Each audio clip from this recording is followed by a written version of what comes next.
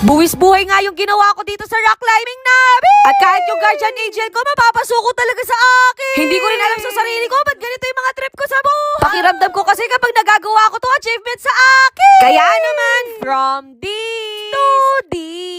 1, go! At eto nga, magra-rock climbing kami ngayon. Sa lahat ng aakyat, ako lang yung puro ganda lang ang amba. Kaso naalala ko, feeling maganda lang pala ako, no? Aray ko! In fairness sa mga kasama ko, para rin sila magta-travel sa sobrang daming gabi. Kaya nagpaalam na ako sa nanay ko na may pupuntahan lang kami saglit. Hindi ko na sinabi kung saan, baka hindi niya pa ako payagan, no? 11 PM pa nga lang, umalis na kami para magbiyahe. Kasi naman 4 hanggang 5 oras yung biyahe namin, kaya kailangan namin mag-beauty rin. Sa Benguet din kasi talaga tayo pupunta, kaya kailangan natin matulog. Halos isang buwan din namin pinagpaplanuhan ng mga kaibigan namin to, at sa wakas natuloy na rin kami. Nakadating na nga kami sa destination namin, kaya mag-aayos muna tayo. Para kapag takot tayong umakyat, maganda pa rin tayo, no? Nagpa-braid na rin ako para bagong mukha naman tayo. At paglabas ko nga, nanginig ako sa sobrang lamig. Yung normal na weather, nasa 30 degrees, pero dito nasa 14 degrees. At napakaswerte natin kasi nagpakita pa sa atin yung Sea of Clouds. Pero mga ilang minuto lang, nawala na din siya. Parang yung labi ko, wala na yung lipstick. Kaya naman gagamit ako ng super stain lip tattoo from Time for Ya. Long lasting nga daw to, kaya tignan natin kung aabot ba to hanggang matapos yung pag-akyat natin, no? Transfer proof din siya. Hoy, masyado nagpapakita gila. Alas 6 na nga ng umaga, kaya uumpisahan na natin yung rock climbing. Ipagdasal niyo ako na sana makasurvive ako dito. Pero pakiramdam ko, sa lamig ako hindi makakasurvive. Sakto, meron silang tindahan dito, kaya naghanap ako ng something na mainit. At sakto, meron silang palibreng kape dito. Hindi na nga ako nahiya kasi nag-request na rin ako ng gatas at sugar. Kasi hindi talaga ako nagba-black coffee. At least medyo nawala yung panginginig ko, no? Bago nga kami aakyat, meron din silang pinapirma na waiver. Sigurado ako kapag nakita ng nanay ko to, pagagalitan na naman ako. Pasensya ka na, ma, matigas yung ulo ng anak mo, no? Game. Oh, go. Yan. Oh. Go na. Ready na? Oh, magtrabaho ka na, be. Ano ba na to? Oh, kuwari ka naman. Go!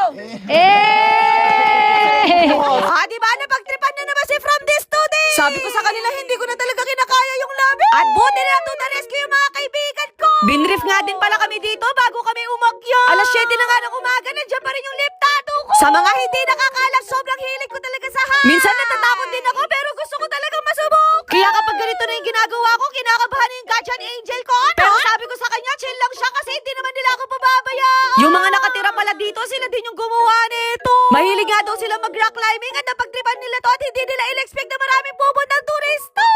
Isa na ako doon, no? Nung una nga, grabe yung pagiginig ng pako sa sobrang kaba. Pero nung tumagal, mas lalo akong kinabahan. Kasi kung kanina meron pa kami tinatapakan, ngayon rock na talaga. Kung wala lang talaga video, kanina pa ako umiyak. Pero sabi ko sa sarili ko, yakang-yaka ko to. I love you, ma.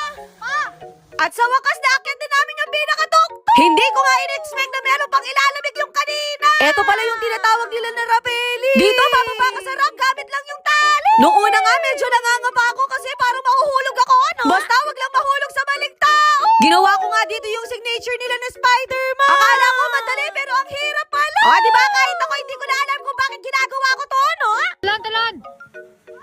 In fairness, para ako nag-workout ng isang linggo, no? Basta sabi ko sa sarili ko, kailangan makauwi ako ng safe at buong buo. Kasi marami pa akong pinapakain na pamilya. In fairness, naglalaman pa rin yung lipstick. Di ba? Tumama pa ako doon? Hindi pa nga ako nakontento. Ginawa ko pa dito yung Spider-Man. Kaya kung hindi nyo pa napapanood yung movie, eto na muna. Para din pala tong zipline, pero ikaw yung magkocontrol. Sakong natapos yung activity namin, doon umulan. Hindi na nga kinain ng katakawan ko, kaya kumain na ako. Grabe, ang sarap pala netong matcha croissant. Hindi ko na nga namalayan, 11 AM na pala. Nasa Benguet na rin kami, kaya nag-side trip na kami dito sa Baguio. Sa mga nagtatanong, sa Lakbay Gabay Adventure pala kami nagpa-arrange ng tour. At bago nga ako kumain, naisipan ko na rin maghilabot. At naloka ako, water resistant din pala to. Naniniwala na ako na long lasting talaga siya. Sobrang dami nga nang in-order namin kasi napagod kami kakabaligtad, no? Pero masasabi kong isa to sa mga pinaka-best adventure na napuntahan ko. Kaya kung ako sa inyo, yayain nyo na din mga kaibigan nyo. Ayun lang.